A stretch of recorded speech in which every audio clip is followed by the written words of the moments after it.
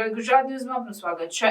Karjan national highway number 48 ઉપર આવેલ જિંદાલ કંપનીમાં કોન્ટ્રાક્ટ ઉપર કામ કરતા ઈસમનું મોત। જિંદાલ કંપનીમાં સહજાનંદ એન્ટરપ્રાઇઝના કોન્ટ્રાક્ટ ઉપર કામ કરતા અર્જુન ગોહિલ નામના ઈસમનું મોત। કંપનીમાં કામ કરતા સમયે હાથના ભાગે પતરું વાગતા પ્રાથમિક સારવાર આપ્યા બાદ કરજણ ખાનગી હોસ્પિટલ લઈ જવાયો હતો।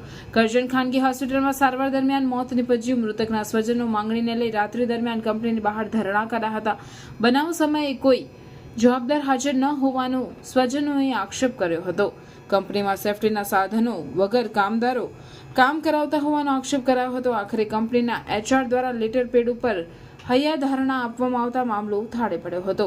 રિપોર્ટર દાઉદ દિવાન સાથે કેમેરામેન ફિરોઝ શાહ દિવાન, કરજણ। આજ રોજ જિંદાલ ઇન્ડસ્ટ્રીયલમાં અમારા ભાઈનું કે જે ગામના નોકરી કરતા હતા 10 વર્ષથી જિંદાલ કંપનીમાં, તેમને સિવિલ ટેમ્પો કે જે ઇલેક્ટ્રિકલ હતું તે પ્લેટોથી એમને ના સેફટીના સાધનના કોઈ જવાબદાર વ્યક્તિ એમની સાથે નથી ઉભા રહ્યા હતા અને એમને પડવાથી ઓંગરો કપાઈ ગયો છે અને પ્રાઇવેટ હોસ્પિટલમાં લઈ ગયા છે। ત્યાં એમનું મૃત્યુ થઈ ગયું ને જાહેર થઈ ગયું। આજે 5 વાગ્યાથી રાતે 12 વાગ્યા છે। આ જિંદાલ કંપની જોઈ લો, ઘર ઘર એમના પત્ર લાગે છે, પણ આવા નાના માણસો જે કંપનીમાં કામ કરે છે, આજે એક બી જવાબદાર વ્યક્તિ કોઈ હોસ્પિટલમાં આવ્યું નથી, એમને જોવા નથી આવ્યું અને અમને એવી ધાક ધમકી બતાવે છે કે તમે PM કરાવી દો, આ કરાવી દો। અમારી એક જ માંગ છે કે અમારા પરિવારને 30 લાખની માંગણી કરી છે અને જેટલો સમય કંપનીનો બાકી છે એમને નોકરીનો, એમને કંપનીમાં નોકરીમાં એમનો પગાર મળે અને એમના છોકરાઓને નોકરી પર રાખે। અમારી એક જ માંગણી છે, નહીં તો જો અમારી માંગણી નહીં પૂરી થાય તો એ જ અમે અંતિમ સંસ્કાર કરીશું આ કંપનીના ગેટની બહાર। આ જિંદાલ ઇન્ડસ્ટ્રીયલ કંપની છે, 10 વર્ષથી એ ભાઈ કામ કરે છે। આજે એક બી જવાબદાર વ્યક્તિ એ કંપનીના ગેટથી લઈને કોઈ હોસ્પિટલમાં આવ્યો નથી, તો અમારે આજે શું માનવું છે? અમારે આંદોલન કરવાની જરૂર પડે ખરી? આજે એમને માનવતા ના બતાવવી જોઈએ?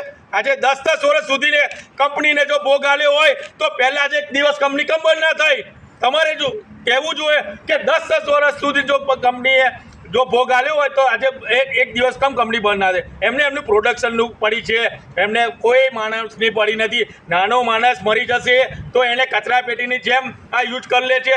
10 ફોન કર્યા છે, કલાકો વેટ કર્યા છે। વડોદરાથી આવતા કેટલી વાર લાગે? હું તમને પૂછું છું, વડોદરાથી આવતા કેટલી વાર લાગે છે? આ કેટલા લોકો યુવાનો કેટલા સમયથી બેસી રહ્યા, એમને ઘરની હજુ જાણ નથી કરી કે એમના પરિવારને શું આફત આવશે, એમના પરિવારને એમના આગળના ભવિષ્યનું એમના છોકરાઓનું શું થશે? મારી એક જ વસ્તુ છે, જ્યાં સુધી અમારી માંગણીની પૂરેપૂરી અમને માંગણી નહીં મળે ત્યાં સુધી અમેથી ઉઠવાના નથી। એક જ અમારો ન્યાય છે કે ઘર પરિવારને જે અમે વળતર મળે એ વળતર અમારે 30 લાખની માંગણી છે, અમને મળવું જોઈએ, તો ત્યાં સુધી અમે ઊભા નહીં થઈએ। જય હિન્દ, જય ભારત।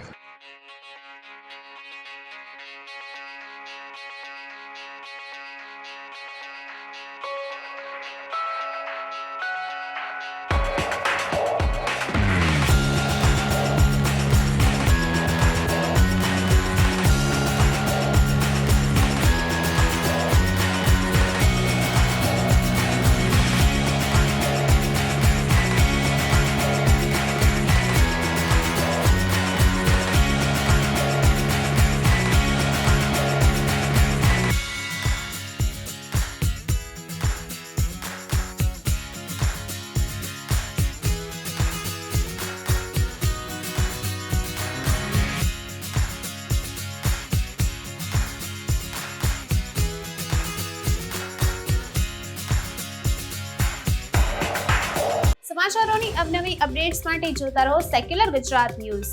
સાથે સેક્યુલર ગુજરાત ન્યૂઝ ચેનલને લાઇક, શેર અને સબસ્ક્રાઇબ કરો અને બેલ આઇકોન દબાવીને સમાચારોની ઝડપી માહિતી મેળવો।